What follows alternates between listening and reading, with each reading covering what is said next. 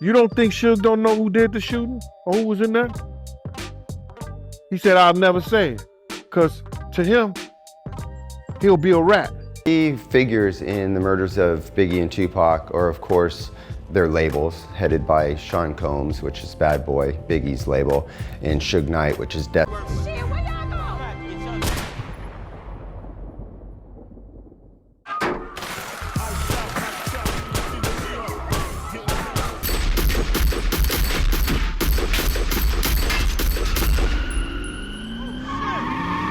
It has been decades since the gunshots rang out.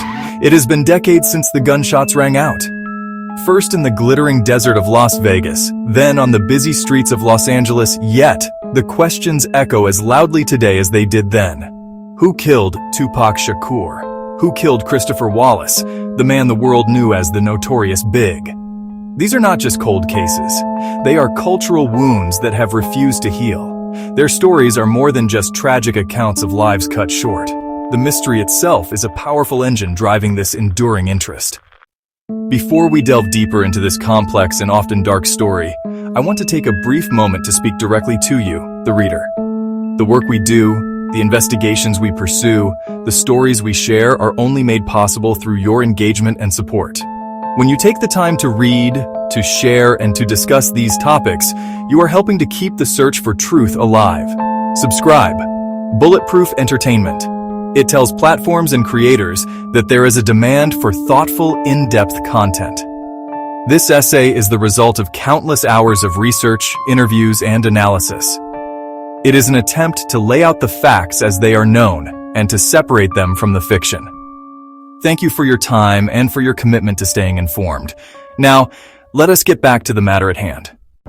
On the night of September 7th, 1996, the city of Las Vegas was electric with the energy of a Mike Tyson fight. Tupac Shakur was in attendance with his entourage from Death Row Records. After the fight, a brawl erupted in the lobby of the MGM Grand Hotel. A member of Tupac's group identified a man named Orlando "Baby Lane" Anderson. It happened just hours before the shooting. Tupac sat in the passenger seat of a black BMW 750 IL with Suge Knight behind the wheel. While stopped at a red light, a white late-model Cadillac pulled up alongside them. An arm extended from the Cadillac's rear window, brandishing a Glock pistol. Tupac was hit 4 times, in the chest, arm and thigh. A barrage of bullets, the BMW riddled with holes.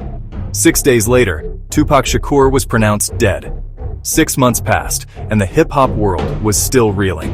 The Notorious B.I.G traveled to Los Angeles in March 1997 to promote Life After Death. On the night of March 8th, he attended a Vibe magazine after-party at the Peterson Automotive Museum. The primary suspect in the murder of Tupac Shakur has long been Orlando "Baby Lane" Anderson. He was a member of the Southside Compton Crips. The brutal MGM Grand Lobby beating, grainy security footage. The motive was clear: retaliation. After the shooting, members of Anderson's gang reportedly bragged about the murder.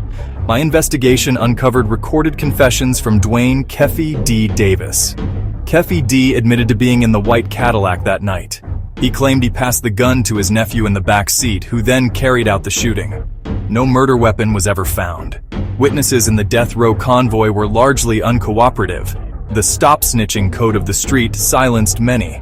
That refusal created a wall of silence law enforcement struggled to penetrate. In September 2023, Dwayne "Keffy D" Davis was arrested and charged with Tupac's murder. This arrest, nearly 27 years later, is the most significant official action in the case. It validates the long-held theory that the MGM lobby brawl led to a tragic, senseless act of gang-related revenge.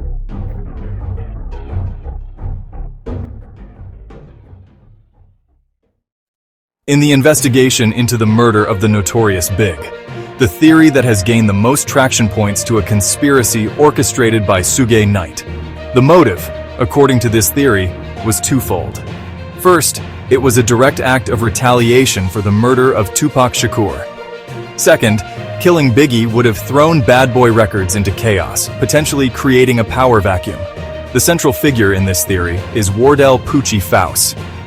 My investigation led me to multiple sources, including the confession of Suge Knight's girlfriend. She stated that Knight paid Poochie to carry out the hit.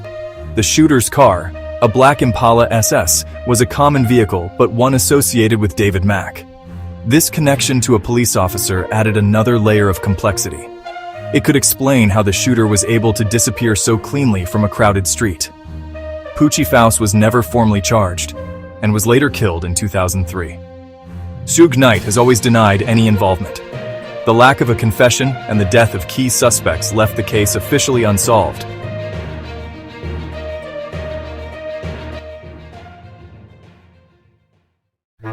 The East Coast versus West Coast rivalry was not born in a vacuum. It was a fire stoked by personal slights, industry competition, and relentless media hype.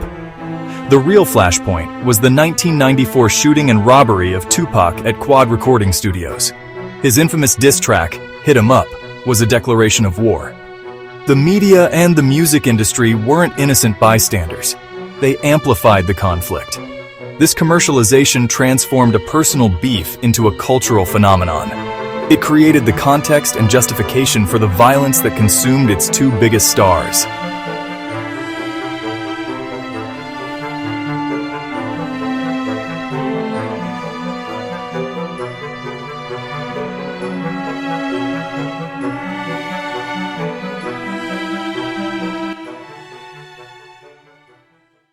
The initial investigation into Tupac's murder by the Las Vegas Metropolitan Police Department was hampered from the very beginning by a critical lack of cooperation. Key witnesses like Suge Knight provided little to no useful information. The stop-snitching culture was a formidable barrier. The LAPD's probe into Biggie's death was plagued by allegations of internal corruption. Officers named included David Mack and Rafael Perez. Detective Russell Poole claimed his superiors obstructed the probe and he resigned in protest. Key evidence like the composite sketch and early witness statements were downplayed or lost. Whether intentional obstruction or bureaucratic failure, the result was the same. The investigation stalled. Street silence in Las Vegas plus potential police corruption in Los Angeles created the perfect storm. In the vacuum created by a lack of justice, conspiracy theories have thrived. None more persistent than the idea that Tupac faked his own death. Proponents point to Tupac's fascination with Machiavelli and his Machiavelli persona. Another theory implicates his own camp. Some say Suge Knight was the true target or orchestrator for money. For Biggie's murder, one theory points at Sean Puffy Combs. Puffy has always denied these claims. Perhaps the most elaborate ties both murders to a clandestine government operation. The murders remain unsolved for a confluence of reasons. A perfect storm of systemic failure and street-level dynamics. The primary obstacle in both cases was the pervasive code of silence. Witnesses refused to cooperate out of fear or mistrust. Physical evidence degraded, key suspects died, and the passage of time became its own enemy. While the recent arrest of Keffe D is a monumental step, it comes after nearly 3 decades of inaction. Their unsolved nature ensures they are not just musical legends, but icons of a tragic American mystery. The search for truth is ongoing. Public interest keeps pressure on cold cases and honors the memory of the lost. Thank you for watching. Subscribe for more investigations.